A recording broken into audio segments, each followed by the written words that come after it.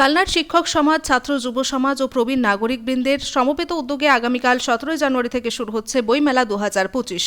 এবছর এই মেলা চতুর্থতম বর্ষে পদার্পণ করল। কালনার এলআইসি অফিস সংলগ্ন এক পেরিয়ের রাইস মিলের মাঠে এবছর অনুষ্ঠিত হবে বইমেলা।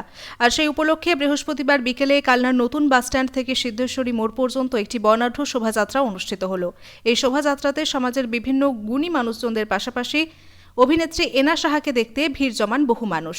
একই সাথে উপস্থিত ছিলেন রাজ্যের মন্ত্রী স্বপন দেবনাথ, কালনা বিধানসভার বিধায়ক দেবপ্রসাদ বাগ, বিশিষ্ট সমাজসেবী তথা মেলার প্রধান উদ্যোক্তা সুব্রত পাল সহ বিশিষ্টজনেরা। এদিনে সুব্রত পাল বলেন, বিকেল 4:30 নাগাদ তিনি জানান যে 17 জানুয়ারি থেকে শুরু হওয়া এই বইমেলা চলবে 23 জানুয়ারি পর্যন্ত। প্রতিদিনই আসছেন বিভিন্ন সাহিত্যিকরা। একই সাথে সন্ধ্যায় থাকছে শান্তকালীন অনুষ্ঠান। রীতা ভট্টাচার্যের রিপোর্ট, সুন্দর বাংলা নিউজ।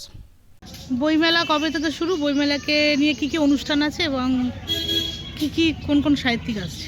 বলছি, বইমেলা 2025 আমাদের এটা 4র্থ বছরে পা দিল এবং এই বইমেলা শুরু করার আগে আমরা এলাকার সমস্ত মানুষকে ডাকা হয় এবং কী ভুল ত্রুটি থাকে তার একটা আমরা পুরো লিস্ট তৈরি করতে। সেই জন্য আমরা এবছর সাহিত্যিকদের খুব জোর দিয়েছি, যেহেতু বইমেলা সাহিত্যিকদের মেন আছে এবং আমরা সবচেয়ে টপ সাহিত্যিক এবার আমরা বইমেলাতে আনছি এবং সান্ধ্যকালীন মানুষ দেখুন, শুধু বই কেনার উপলক্ষে প্রতিটা স্কুলকে আমরা ইনভাইট করেছি এবং লাস্ট একটা এনজয় হচ্ছে মানুষ যারা আছে যে সন্ধ্যাকালীন একটা লোকাল প্রোগ্রাম হয়, লোকাল আমাদের যেমন যারা শিল্পী আছে এবং এলাকার যত শিল্পী আছে তাদেরকে বেছে আমরা লোকাল একটা প্রোগ্রাম দিয়েছি এবং বাইরেরও প্রতিদিন একজন করে আর্টিস্ট আমরা রেখেছি। এবং আজকে রসু দিয়ে আমরা উদ্বোধন করছি। আজকে আমাদের রসু আছে 3:30 থেকে নতুন বাস স্ট্যান্ড থেকে।